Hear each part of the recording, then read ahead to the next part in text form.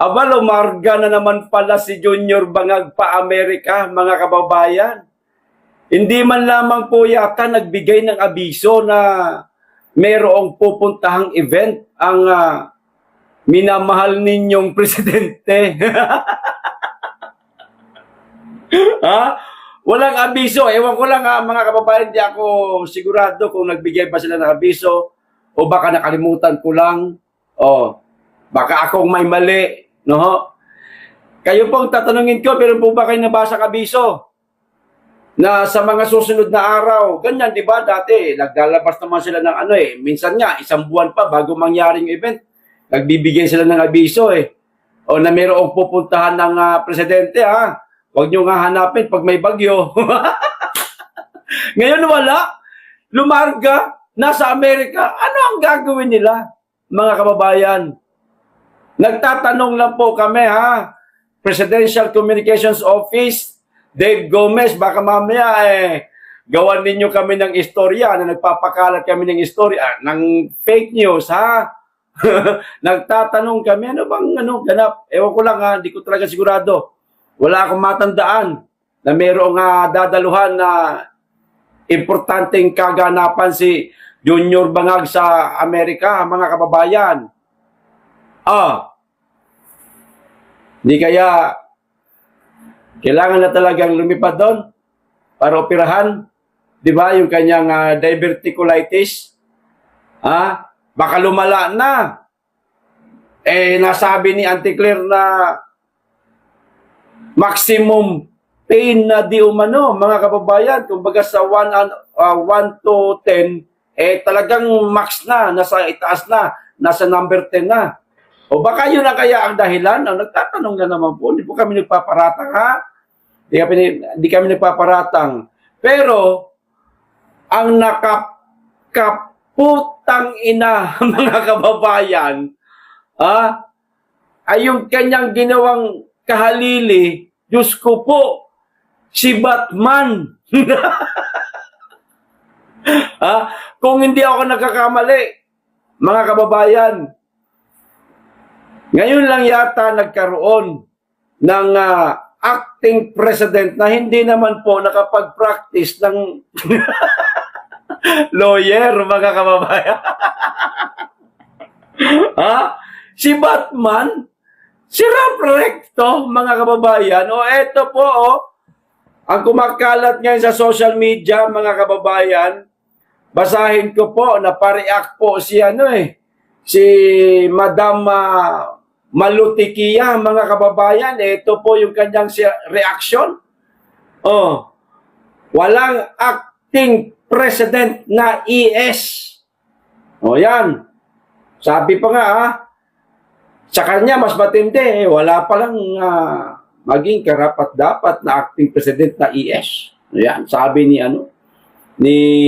tawag nito, Malutikia, ano ba yan? Nalilito na ako. Diretsahang pinabulaanan ng political strategist na si Malutikia ang mga kumakalat na post sa social media na tinawag si Executive Secretary Ralph Recto bilang acting president, mga kababayan ko, Diyos ko po.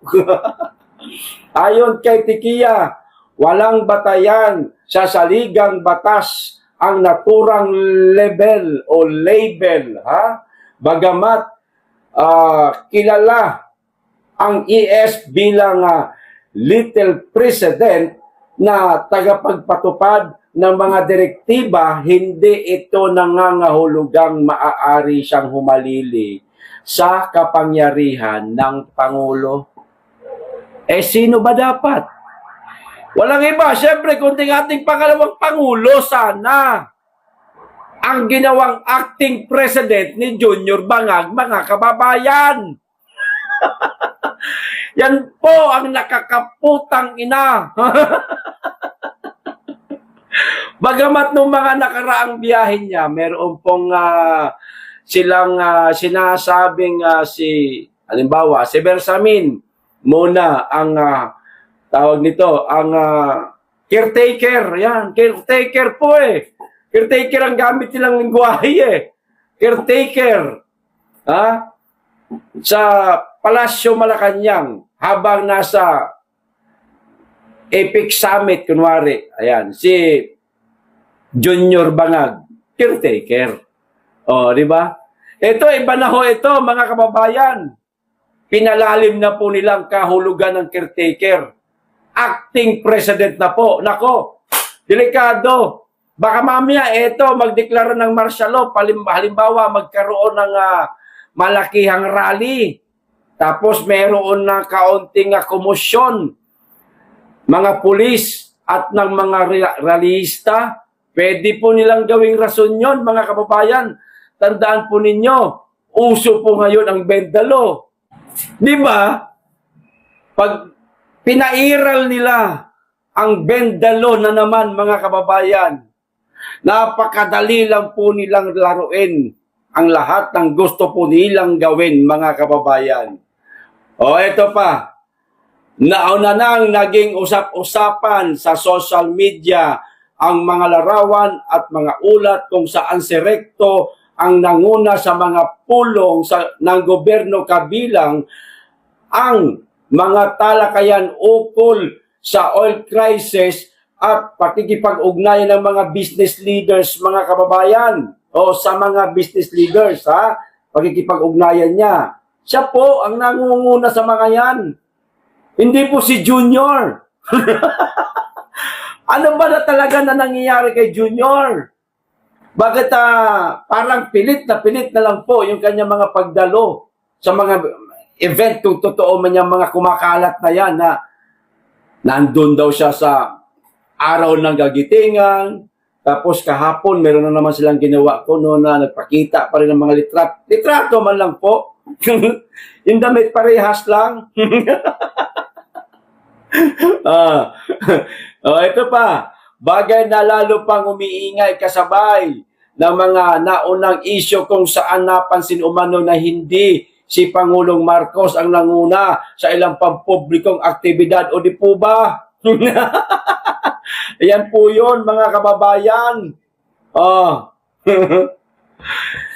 Si Ralph Recto di umano ngayon ang namumuno sa bansa.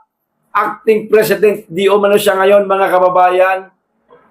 Dahil po doon sa litrato na kumakalat, meron siyang mga kausap, meron siyang mga ka-meeting. Di ba? Ang dami na pong mga ganap sa bansa, mga kababayan, na nakakapagtaka. Lalo na sa isyong pampolitika at sa Administrasyong Marcos, nakakapagtaka. Minsan mapapaisip ka masamang mag-isip ng masama, pero hindi maiwasan mga kababayan Di ba?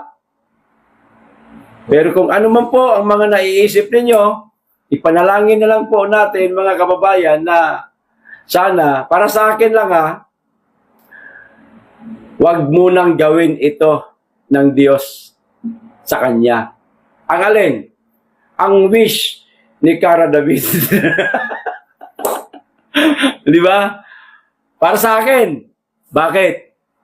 Mas masarap pong pagbayaran niya ang kanyang kasalanan. Ibig ko sabihin, mas masarap po sa pakiramdam natin, mga kababayan, ang makita ho natin siyang nagdurusa sa kulungan dahil sa mga nagawa niyang kasalanan. Sabihin na natin hindi siya kasama sa mga nakawan na yan. Kunwari lang, sabihin natin ganun. Sabihin natin ganyan, totoo nga wala siyang kinalaman sa korupsyon. Pero, ang kapabayaan po, nagampanan niya.